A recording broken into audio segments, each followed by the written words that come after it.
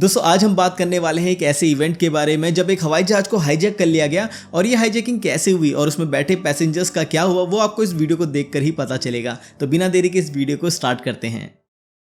ये कहानी है 24 मार्च सुबह 9:27 2015 की। एक हवाई जहाज ने मरसाई इन रूट कंट्रोल सेंटर से संपर्क किया। ये एक एयरबस A320-211 थी जो जर्मन विंग्स द्वारा चलाई गई थी, जो बार्सिलोना से डिसल्डोफ जा रही थी। सब कुछ एकदम सही लग रहा था। कैप्टन ने 9:30 पर एयर ट्रैफिक कंट्रोलर की क्लियरेंस को दोबारा पढ़ा, जिससे उसे एक ऑन रूट वे पॉइंट तक उड़ने की अनुमति मिली। बस कुछ ही मिनट्स के बाद कुछ गड़बड़ होने लगी। मरसाई के कंट्रोल सेंटर ने देखा कि हवाई जहाज की ऊंचाई लगभग 30,000 फीट के आसपास थी, जो कि लगभग 2,000 फीट कम ऊंचाई पर था ओरिजिनल क्रूज की ऊंचाई से, जहां पर उसे होना चाहिए था, और उसकी ऊंचाई लगातार कम हो रही थी। मरसाई ने जहाज से संपर्क किया और पूछा कि जहाज को कौन सी ऊंचाई के लिए अनुमति थी, लेकिन उन्होंने कोई जवाब नहीं दिया। अगले 30 सेकंड्स में मरसाई ने फ्लाइट के क्रू से और 2 बार संपर्क करने की कोशिश की, लेकिन फिर भी कोई जवाब नहीं आया। 9:34 पर कंट्रोल सेंटर ने एक अलग फ्रीक्वेंसी ट्राई की, लेकिन 9:35 से लेकर 9:39 तक कोई भी रिस्पॉन्स नहीं मिला। मरसाई कंट्रोल सेंटर ने अलग अलग फ्रीक्वेंसी पर फ्लाइट के क्रू से कई बार संपर्क करने की कोशिश की। एक फ्रेंच एयर डिफेंस सिस्टम के एयर ट्रैफिक कंट्रोलर ने भी कोशिश की, साथ ही एक हवाई जहाज ने भी, लेकिन हर बार जर्मन विंग से कोई रिस्पॉन्स नहीं मिला। फ्लाइट 9525 का 9:40 पर रडार से संपर्क खो गया। फ्रेंच एयर ट्रैफिक कंट्रोलर्स ने एक आशंका उठानी शुरू की, जिसमें उन्होंने बताया कि हवाई जहाज और उसके लोग खतरे में हैं और उन्हें तुरंत मदद की ज़रूरत है। 9:41 AM जर्मन विंग्स के 9525 नंबर वाले हवाई जहाज ने एल्प्स के एक पहाड़ पर टक्कर मारी। क्या हुआ था? ये दुर्घटना एक ऐसे पहाड़ के पास घटी थी, वहां रोड से पहुंचने का कोई रास्ता नहीं था। इमरजेंसी टीम को हेलीकॉप्टर के जरिए लगाया गया।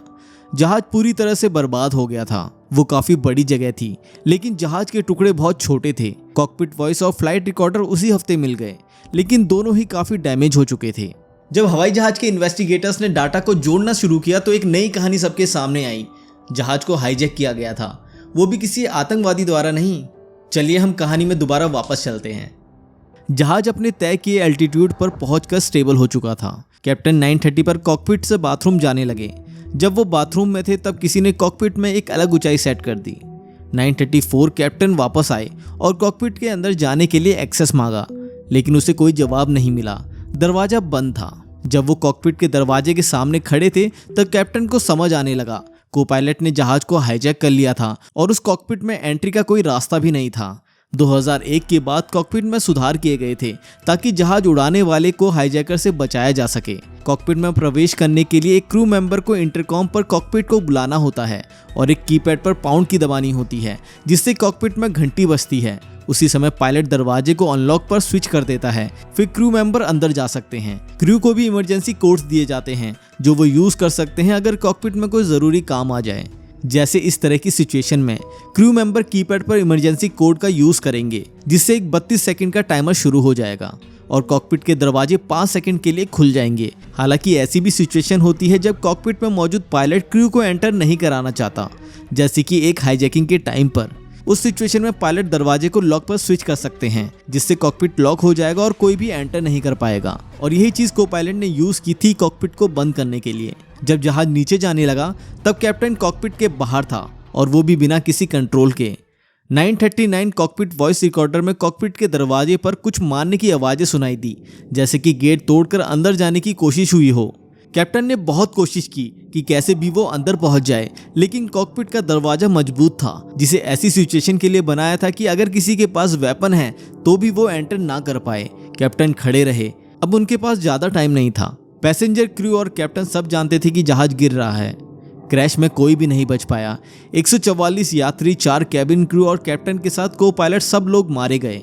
प्लेन में पूरी एक स्कूल की क्लास भी थी जो स्पेन से एक फील्ड ट्रिप से वापस आ रहे थे। उनमें से कैप्टन पैट्रिक शॉर्टहैमर 34 साल के 2 बच्चों के पिता थे। उनकी पत्नी ने उनके नाम पर एक फाउंडेशन शुरू की जो बच्चों और बड़ों को उस दुख और दर्द से उभरने में मदद करे।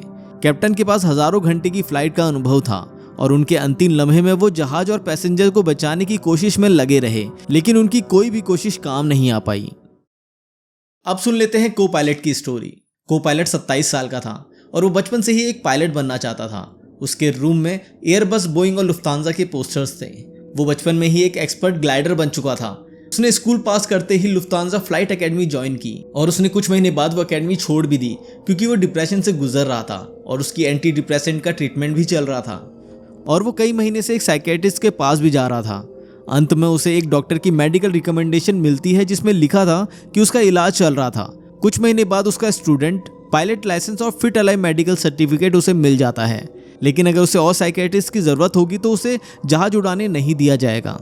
लेकिन उसने अपनी ट्रेनिंग जारी रखी जब तक कि उसने एक प्रॉब्लम से सामना नहीं किया और ये प्रॉब्लम थी कि उसे डॉक्यूमेंट चाहिए था यूएस फेडरल एविएशन एडमिनिस्ट्रेशन से, जिससे वो एरिजोना में लुफ्तांजा बेस्ड फ्लाइट स्कूल में जहाज उड़ा सके। उसने कहा कि वो कभी भी किसी मेंटल डिसऑर्डर से डायग्नोज नहीं हुआ। ये एक झूठ था और उसका झूठ पकड़ा गया। एक FAA एप्लीकेशन पर झूठ बोलने से जेल हो सकती है या फिर फ्लाइंग करियर भी खत्म हो सकता है, लेकिन FAA ने उसे दूसरा मौका दिया। उसने माना कि वो डिप्रेशन में था और उसे 2013 में एरिजोना जाने की परमिशन मिल गई। उसने जर्मन विंग्स ज्वाइन कर ली। ये एक लो बजट एयरलाइन थी जिसे लुफ्तांजा ओन करता था। एक साल बाद उसका डिप्रेशन वापस आ गया। उसने महसूस किया कि उसकी आंखों की रोशनी जा रही है और उसने महीने भर में कई बार आई डॉक्टर और न्यूरो डॉक्टर के चक्कर लगाए और उसे अक्सर तारे, हेलोस, चमकती रोशनी और उड़ने वाले कीड़े नजर आ रहे थे। लेकिन डॉक्टर की जांचों में कुछ ज्यादा पता नहीं चला। उसे हाइपोकॉन्ड्रियक डिसऑर्डर से डायग्नोस किया।